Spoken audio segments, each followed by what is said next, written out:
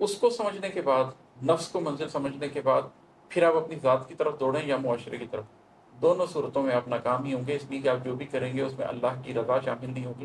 اور آپ کا مقصد اللہ کے مقصد سے الائنڈ نہیں ہوگا۔ اور ہے کہ در حقیقت قلب کی تطہیر کی تدبیر کرنی تھی ابھی تو زندگی میں، در حقیقت قلب کی تطہیر کی تدبیر کرنی تھی ابھی تو زندگی میں، نفس نے پھسلا دیا تو زوم نے ناپاک کو پاکوں میں شامل کہہ دیا تھا۔ یہ اوپر والے شعر کے تناظر میں ہی ہے کہ جب آپ کا نفس آپ کو پھسلا دیتا ہے تو پھر آپ کو لگتا ہے کہ میں بڑا اونچا ہوں، میں بڑا پاک ہوں، اور پھر آپ زوم میں اپنی ناپاکی کو بہت بڑے بڑے اونچے اونچے لوگوں میں ملا کر خود کو بھی پاک سمجھنے لگتے ہیں۔ وہ لوگ جنہوں نے اپنی پوری پوری زندگیاں تجدید ہوتی ہیں اللہ سے تعلق بنانے میں، آپ کا نفس آپ کو یہ بتاتا ہے کہ آپ کی بھی اتنی تطہیر ہوئی ہوئی ہے، آپ بھی اتنے ہی پاک ہیں۔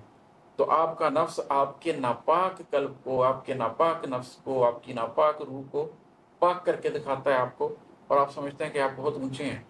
حالانکہ حقیقت یہ ہوتی ہے کہ آپ نے پہلے قلب کو پہچاننا ہوتا ہے، پھر یہ دیکھنا ہوتا ہے کہ وہ گندا ہے، اس کی تطہیر کی ضرورت ہے، پھر یہ دیکھنا ہوتا ہے کہ اس کی تطہیر کے لیے بھی کسی تدبیر کی ضرورت ہے۔ تو آپ نے اپنی زندگی میں پہلے قلب کو پہچانا، پھر اس کی تطہیر کی نیڈ کو پہچانا، پھر اس کی تطہیر کا طریقہ کیا ہو سکتا ہے، آخر اس کی تدبیر کیا ہو سکتی ہے، اس تدبیر کو پہچانا، پھر اس تدبیر کے تھرو اپنے قلب کی تطہیر کی، پھر قلب کی تطہیر ہونے کے بعد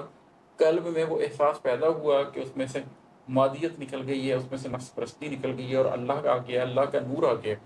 قلب وہ قندیل بن گئی ہے جس کے اندر اللہ کا نور ہے۔ اس کے بعد قلب میں کہیں وہ خواہش پیدا ہوگی جو پاک قلوب میں پیدا ہوتی ہے، اور پھر قلب جو راہ دکھائے گا